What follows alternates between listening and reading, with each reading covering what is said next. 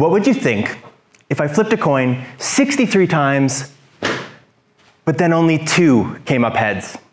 Yeah, I'd also be a little suspicious, because the odds of that happening by random chance are 1 in 4.7 quadrillion. It seems like the coin might be rigged. Well, on a totally unrelated note, since the year 2000, 63 Nobel Prizes have been given out in physics, and, oh yeah, 2 have gone to women. It seems like the coin might be rigged. Well, the underrepresentation of women in physics, and STEM more generally, that stands for science, technology, engineering, and mathematics, has been a huge problem for decades. Research is clear that diverse groups are more productive and better at solving difficult problems. And so thankfully, many efforts have been taken to close the gap. But how well have these worked? The goal of my thesis was to answer this for the high school classroom with a focus on physics. We looked at high school because it's been identified as the most influential time period for a student's desire to pursue a future career in STEM.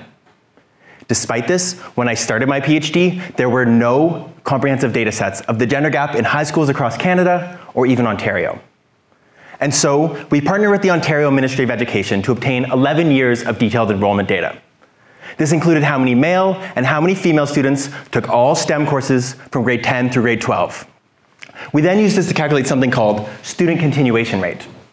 Imagine if 100 female students took grade 10 science at a given school, and then only 19 of them ended up in grade 12 physics 2 years later.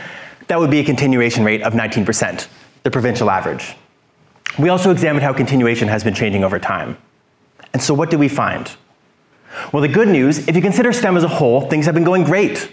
The average continuation rate of female students is up in all STEM courses, as is the average proportion of female students in classrooms.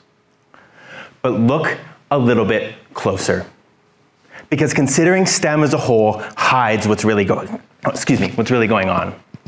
Still, only about 1 in 3 students in grade 12 physics are female, and that number has barely changed over the 11 years of data. At this rate, the gender gap would not close until 2103. At the same time, the continuation rate of male students in biology has been rapidly decreasing, the only science course with a decrease. Because of this, the gender gap in bio is now larger than that seen in physics. It seems like our solution to a coin that always comes up heads was to add a coin that always comes up tails. So what do we do with this information? Well, we've shown that future efforts to promote gender diversity in STEM need to become much more targeted. Focus directly on areas like physics or engineering where large gaps still remain, while ensuring we don't create new inequalities in the process. In short, please don't make this worse. Thank you.